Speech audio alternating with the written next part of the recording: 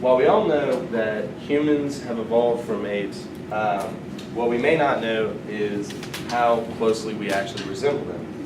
In the kaleidogram here, we see basically all of our common ancestors, and the closest one are the bonobos and the chimpanzees. And this kaleidogram is based off of molecular evidence and homologous features.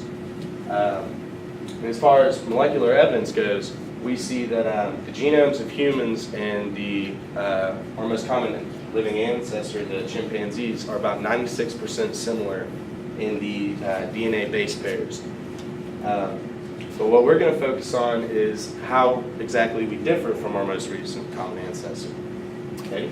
Okay, so there's a lot of ways in which we're similar, but there are a lot more ways in which we are different. Obviously, there is a big difference in cognitive ability. We have the ability to talk. We have more reasoning skills than monkeys. So one of the reasons that is proposed for why this may be is myelin growth and the development of chimpanzees versus in humans. In humans, this graph shows there's very little growth in the myelin, which, by the way, is going to the more the myelin growth, the better you're able to sense and respond to your surroundings. So, as in infancy, there's very little myelin growth in humans. So that may be the cause of why, when we're born, we are so reliant on parents. We're not independent at all. Then in juvenile adolescence, jumps up a lot, and it continues until about 30 years of age. Chimpanzees, on the other hand, are going to start off with a lot more myelin growth than humans have.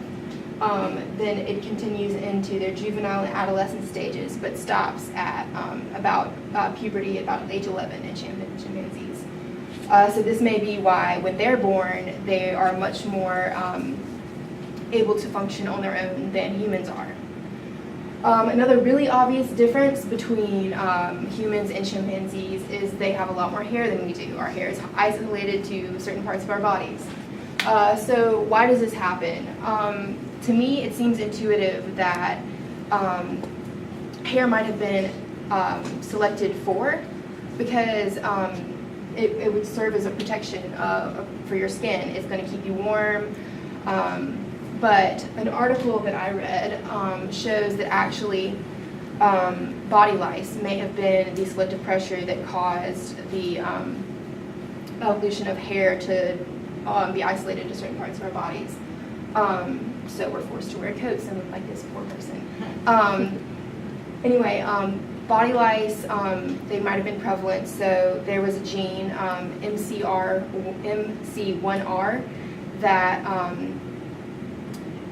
that was present and may have been selected for because of that. And then as far as to get where we are today, there might have been some sexual selection where males may have preferred females with less body hair. Same might be true today. So now we're going to transfer over to some more characteristics that are define the stages of the evolution, and we're going to pass it over to you. Yeah, so another derived characteristic that we have is bipedalism, sorry. So that occurred between 7 and 8 million years ago. Some evidence we have of this occurring in fossils are human feet structure compared to our ancestors. Pelvis and spinal column have been modified for erect posture and bipedalism. One theory of why this might have occurred is that bipedalists use less energy and they can travel further distances than animals that go on all fours. So it could have been a predator-prey relationship where a predator was a driving force for this evolution.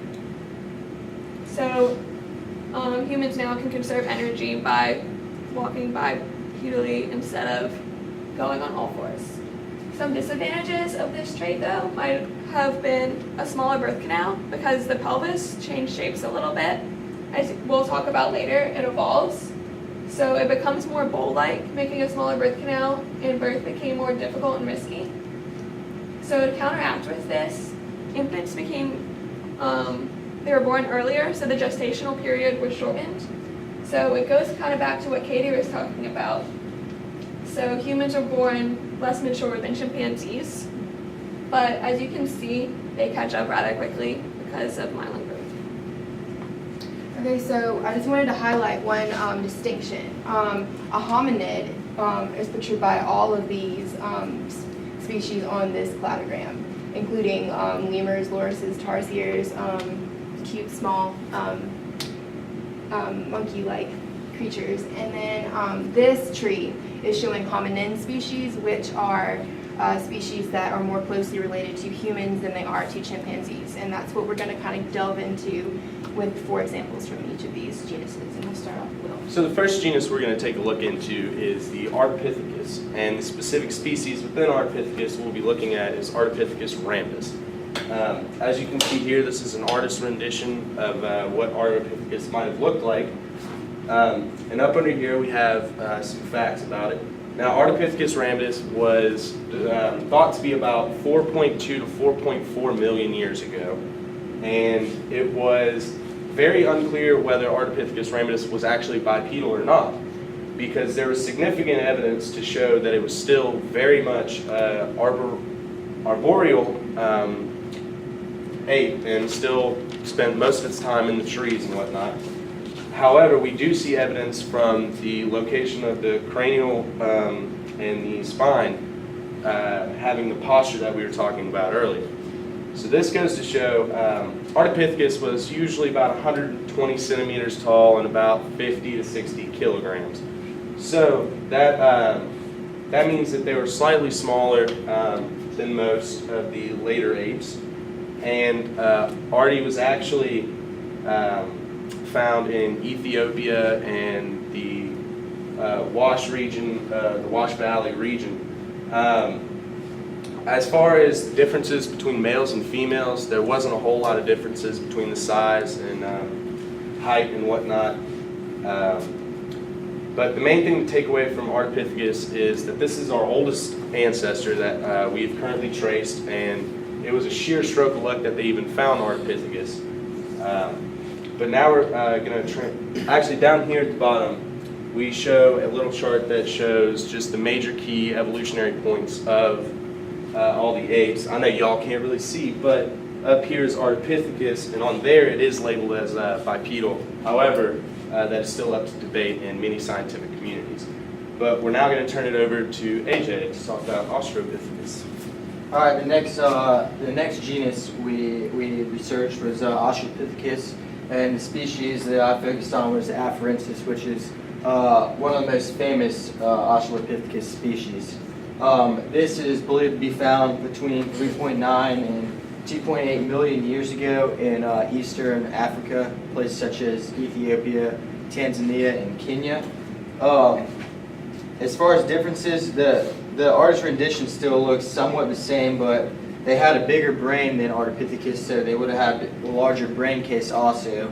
I think their brains averaged about 430 cubic centimeters, which is roughly a third of the modern human-sized brain today.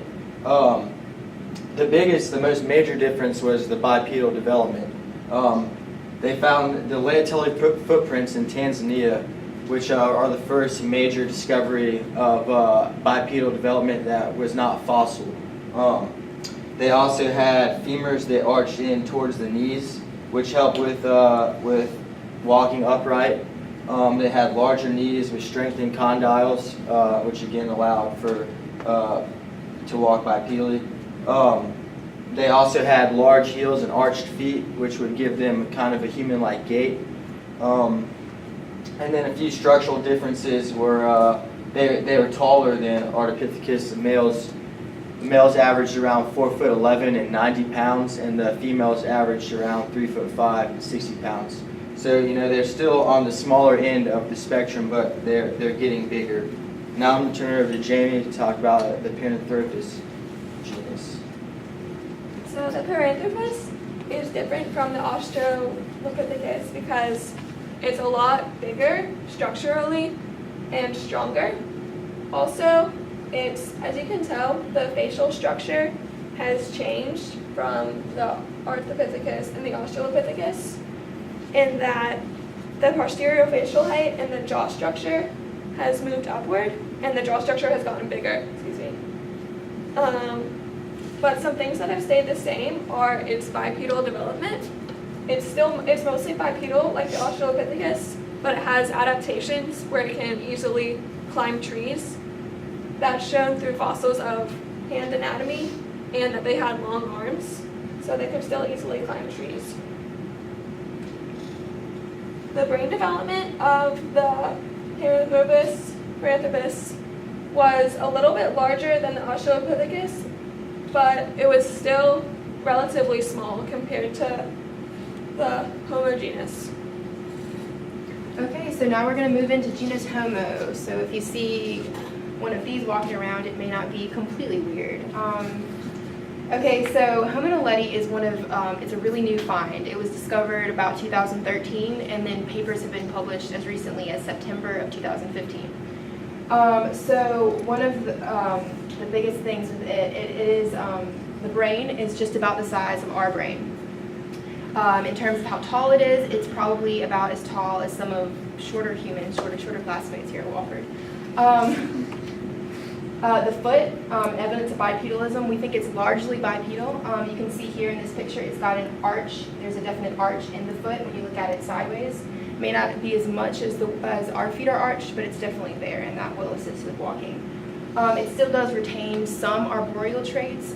Its thumb is a bit longer than actually the afarensis thumb, so that shows that it might be able to easily grab onto trees and still retain some of those arboreal features.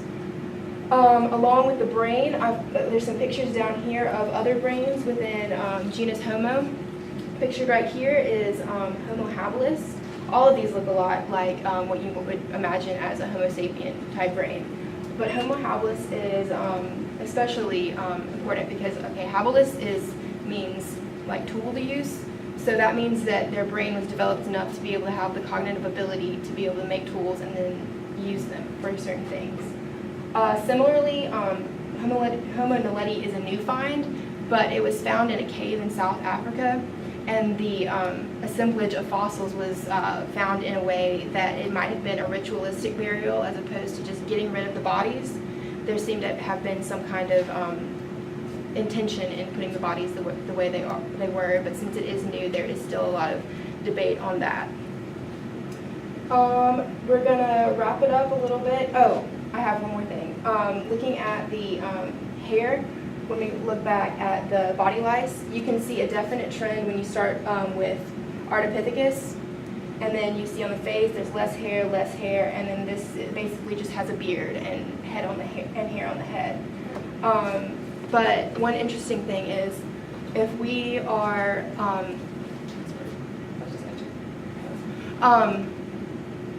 how do we get drawings such as these? There are artists who do these, but obviously the hair and the soft tissue on the face is not going to be preserved in the fossil record. So we're going to look at a video of the artist John Gersh.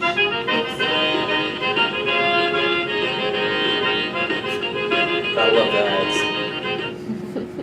Yeah. 1 second. He's going to show us basically the way that we go about coming up with models such as this.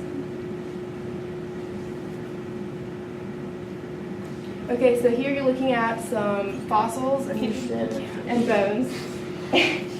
And what he's going to do is he's going to start with a general skull that they might find on in the site, and then he's going to look at how the bones are structured, and then place some clay on it to look at how that is. You can see the skin color; it's dark. The way that was discovered was the artist looked at what was the skin color like in South Africa today. It's very likely that was the skin color that that Homo naledi had millions of years ago. So there's some drawings. You can see the mouth is a little bit more forward, especially here. Okay, I think that shows it. But this artist has to be an expert scientifically and look at multiple lines of evidence, because this is the thing that was published like this in the news, and the primary way that the word is going to be spread. So lastly, we wanted to finish up with a little recap of some of the homologous features between the two and then some of the major differences between us and chimpanzees. So some of the homologous features between the two species, we have similar arrangement of internal organs, and we share this, all of the same bones, though somewhat different shapes and sizes. We each have no tail, similar blood type systems. We both have hands with thumbs, and we're sexually dimorphic. Some of the major differences would be, humans have three times larger brain and cerebral cortexes. We also have higher concentration of neurons in our brains, and we're capable of speech, unlike chimpanzees, obviously. We also have larger pelvises. They're shorter and wider, unlike the chimpanzee pelvises, and we have longer legs. And then, like Katie was talking about, we have shorter and finer hair on our body rather than chimpanzees. And lastly, although we've figured out so many things about the species evolving over the past couple million years, there's still a lot of things that are left unknown.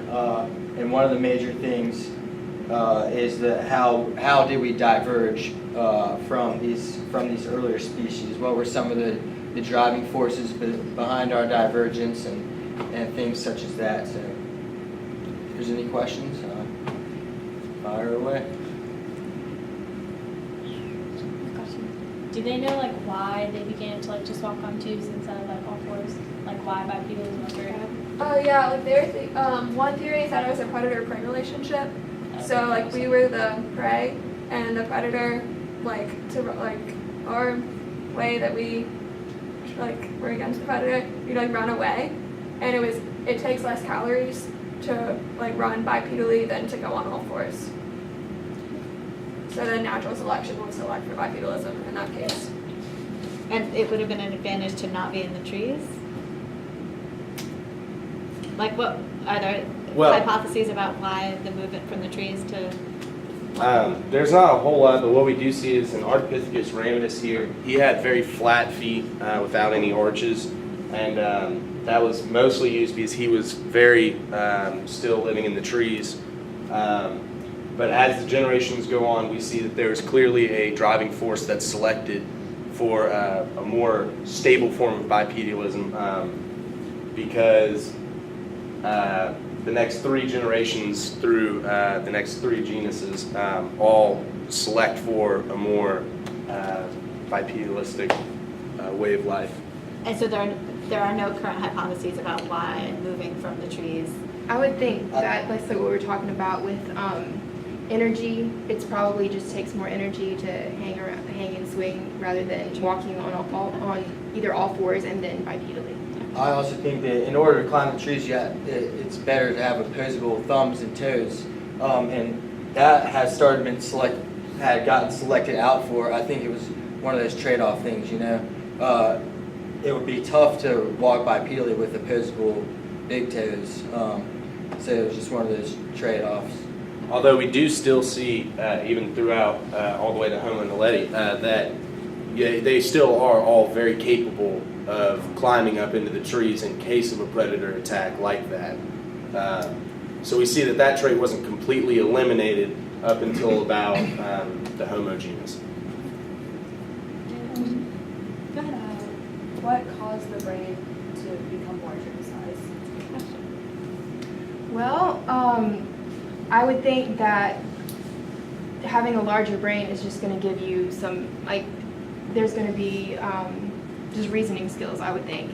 There's probably selection for hominins who are able to use tools to make fire and that kind of thing. Yeah. And also our ability to converse, I think is a really big advantage that comes with brain size. So our brain size increased, our brains are 3 times as big as chimpanzees. So although we have the disadvantage, it takes 20% of our body energy to power the brain. So that's a lot more than it would a smaller brain. I think the advantage of being able to talk and use language is a big deal. We could understand weather patterns, stuff like that, a lot easier by talking about it, and it increases survival rate. So I think natural selection would choose for that. And we clearly see from like Ardipithecus ramidus, he had about the similar size brain as a chimpanzee. And then you go all the way to Homo naledi, where the brain is nearing the size of ours. And we see with Homo naledi, things that look like proper burial sites and more kind of sophisticated thinking. And of course, that's going to be selected for to give any species the advantage over one another one. Even though it is a trade-off, it is considered more of a benefit than a detriment to the animals. Any other questions? All right, thank you.